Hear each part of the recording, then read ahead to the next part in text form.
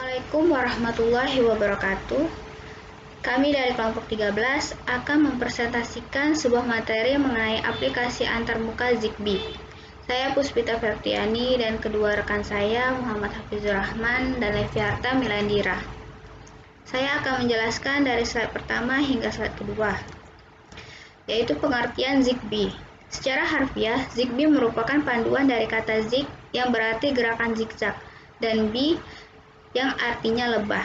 Zigbee memiliki sifat komunikasi yang mirip dengan sifat komunikasi di antara para lebah yang melakukan gerakan-gerakan tak menentu dalam menyampaikan informasi adanya madu dari satu lebah ke lebah yang lain. Secara umum, Zigbee adalah standar dari IEEE 802.15.4 untuk komunikasi data pada alat konsumen pribadi maupun untuk skala bisnis.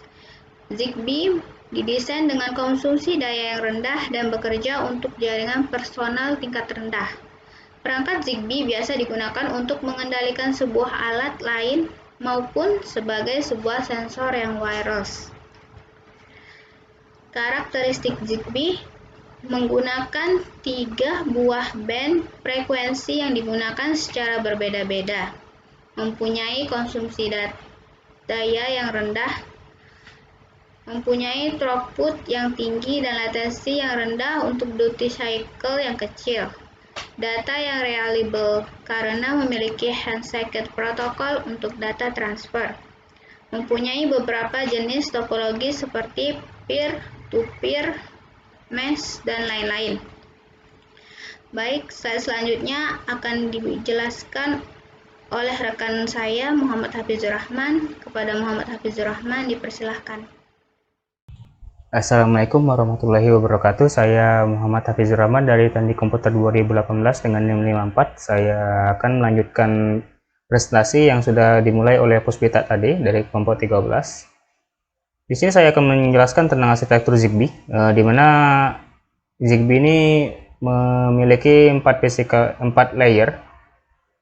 Pertama, application layer, di mana application layer itu terdapat application object, Zigbee device object. Kemudian ada application support sub layer atau APS. Lalu di bawah application layer ini terdapat network layer, MAC layer, dan physical layer. Zigbee ini mempunyai tipe alat. Yang pertama itu ada the network coordinator. Kedua ada the full function device. Dan ketiga ada the reduction function device. Dan Zigbee ini punya sistem keamanan yang terdapat pada MAC sublayer, di mana punya 3 hal yang digunakan untuk mengamankan data. Pertama, ada access control yang memungkinkan setiap device memiliki list yang berisikan device yang dipercaya pada jaringan sehingga tidak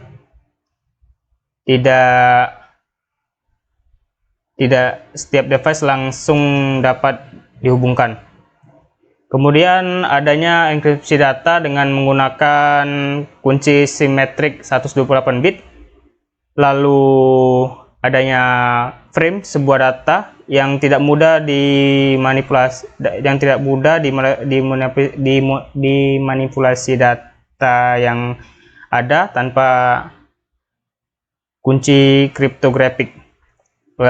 Yang terakhir ada pengecekan data secara sekuensial, di mana jika data diterima ternyata sama atau belum diupdate dengan sebelumnya, maka data tersebut akan ditolak.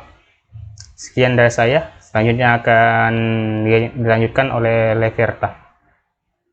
Terima kasih. Cara pertukaran data. Zigbee memiliki 3 cara dalam pertukaran data. Yang pertama, data yang dikirim periodik. Maksudnya adalah data yang dikirim dengan waktu yang telah ditentukan. Contohnya pada sensor, di mana sensor aktif kemudian membaca data dan mengirimkannya dan kemudian akan kembali tidak aktif atau sleep mode. Yang kedua, data yang dikirim berselang waktu yang sesuai. Contohnya, dapat kita lihat pada alat pendeteksi kebakaran, di mana alat tersebut hanya perlu mengirimkan data pada saat diperlukan. Dan yang ketiga, data dikirimkan secara berulang dengan kecepatan tetap. Hal ini akan sangat bergantung dengan time slot yang dialokasikan atau biasa yang disebut GTS atau Guaranteed Time Slot. Prinsip kerja ZigBee. ZigBee memanfaatkan penuh kelebihan dari cycle radio yang amat berguna dari standar IEEE 802.15.4. ZigBee menambahkan jaringan logika, keamanan atau security, dan perangkat aplikasinya atau application software. Kesimpulan, ZigBee memiliki fitur di mana mampu mengatur jaringan sendiri maupun mengatur pertukaran data pada jaringan.